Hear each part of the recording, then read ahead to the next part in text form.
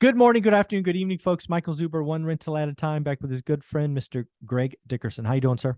Doing great, Michael. Good to see you. Nice to see you as well. So, one of the things that you get the fun of doing when you have a growing YouTube channel is you get to expand your circle of influence.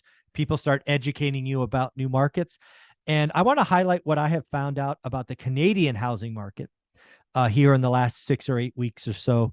And I was concerned, but based on some data I found out yesterday, my concern level went up. It cubed. Right, it went up 3x or whatever you want to call that. Um, so can we talk about it? Yeah, yeah. So my base concern for Canada housing market, I'm not sure if you know this, but my base concern is they don't have 30-year mortgages. The most common mortgage in Canada is a 5-year ARM, right? They don't have 30-year folks. And again, they have 25-year amortizations.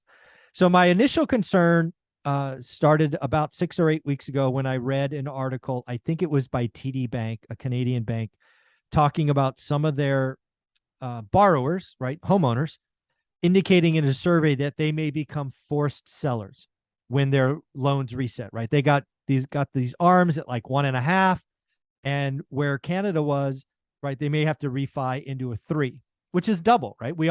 That's a problem, right? Not quite our 2008 teaser loans, but still 1 to 3, that's a problem, right? I saw a bunch of forced sellers.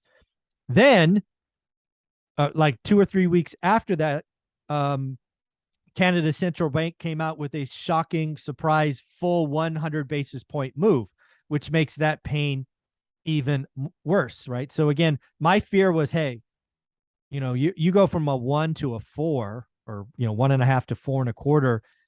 There might be some people that have to sell because they just can't afford it. What is it? Well, I have one more piece, but let's stop there. What do you think of all that? Yeah, I mean, yeah, their market was way overheated, well ahead of the United States. They had already seen hyperinflation in housing prices, real estate values over there for a long time before we got there.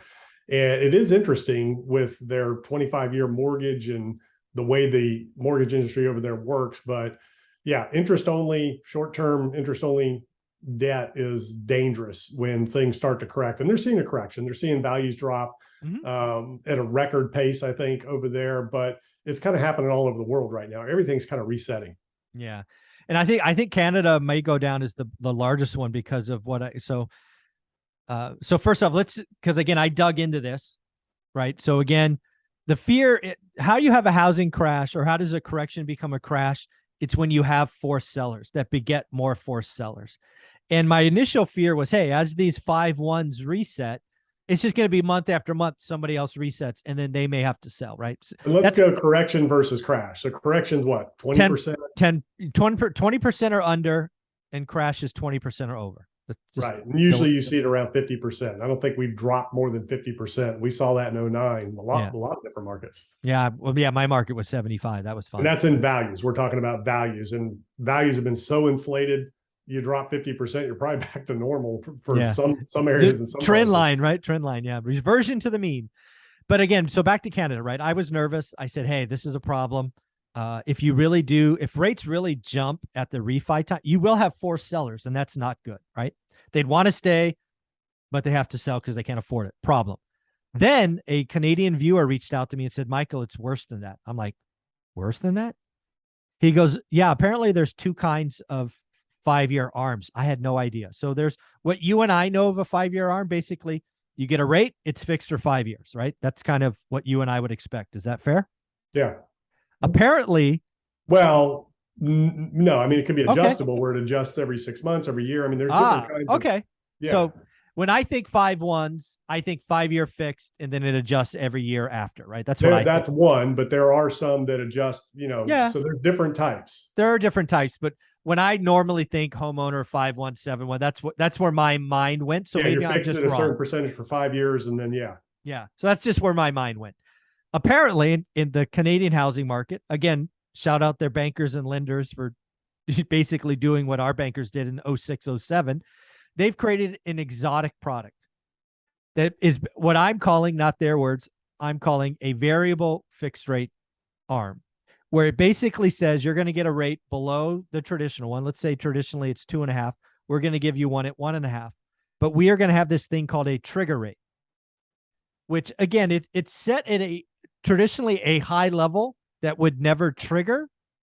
But if it does, all the loans trigger at the same time, or potentially all trigger at the same time.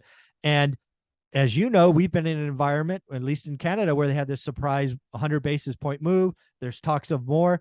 So the viewer told me, Michael, we're getting dangerously close to trigger rates. And you won't get a natural order like I was seeing, like every month some would come. If trigger rates get clipped, lots of homes come on at the market at the same time. And I'm like, oh, that's not good. Yeah. Yeah. So, yeah, I mean, obviously it's all about inventory, right? So yeah, inventory levels are what dictate prices. The more you have of something, the less valuable it's going to be. The less you have of something, the more competition there is for it. You know, that's that whole question. Is it demand that drives prices, or is it inventory? Ultimately, it's rates that drive demand and drive motivation on the sell side that creates inventory, right? And then demand is what sucks the inventory up if the rates are in the right place. But if rates are too high, tons of houses come on the market, you kind of lose your demand. Well, I think it just, and I think it blows up, right? Because again, what are we seeing in China today? China's housing market crashed 39.7% in a month. That was transactions, right? Values follow. But dude, can you imagine 39.7% collapse in transactions in a month? That is your consumer. The result of all of that over there is mortgage boycotts. Consumers, people that were buying these vacant housing units that the government kind of put on them, they've stopped making payments at scale. So it's going to be really interesting to see what happens over there with their housing market, how this all plays out. Not good. You're in a country where they'll come lock you up. You don't pay your mortgage. Yeah. I believe the Chinese housing market is crashing right now. I believe the Canadian housing market is at risk. New Zealand similarly has the 5-1s. Australia is having some real pain. Yeah, this is a worldwide phenomenon. And then the other thing you brought up, people don't like to hear this, but Canada's housing market or affordability, much worse than ours. Canada's housing market went up 400%, where ours went up 100, right, on a linear scale. So they're coming off a much bigger. This could be a real problem. It is. Australia went through the same thing. So Australia housing went up exponentially compared to ours as well. And they really, Canada and Australia started the correction first, ahead of us. So yeah, it's a global problem. I mean, again, trillions and trillions and trillions of dollars were pumped into the economies of the world by central banks around the world, governments around the world through the pandemic. Mm-hmm. So that liquidity had to go somewhere. And the interest rates were artificially low everywhere. And it just created so much demand for things because it was easy, free money. Now it all has to unwind. Yeah. But that's why I think the U.S. housing market will be a stable ship in a wild storm, because of the 30-year fixed rate debt, right? If you borrowed at 2.7, you never have to sell. You don't have to, right? But in Canada, you could have a 1.3, get your trigger rate because, you know, the Fed over the central bank there takes it up another 100 basis points. You get your next mortgage statement, it's 200%. You're like, dude, I can't afford this. And then everybody sells. And then you have what we had in 2008, where every other house had a for sale sign. It could get ugly. Yeah. It could be very interesting. And the question is, how big is that market, and what type of inventory do they have? Would they have? And what's the demand cycle over there for buyers? Because I know they have the same problem there, which is a lot of people that want to buy, but they're just priced out. They're coming to this country for investment properties, things like that. So if that starts to happen, the question is, how quickly can that inventory get absorbed? And you know, what level are they going to be able to adjust the prices to? I don't know. It'll be really, really interesting to watch. And it's happening all over the world, and this country, especially, you know, the next few years will be really interesting to see what happens in the housing market and how inventory levels are affected by what's going on. But we're just at the beginning of all this. I mean, it's just very, very early in the cycle. Even if you go back to 08, 09, it took several years when that whole thing started to get over the cliff. Mm-hmm. Yeah. And that's kind of where we're at right now in terms of time period. Probably 2007, 8, it all started. Right. And then you didn't see it. Boom, it just fell off a cliff. Yeah.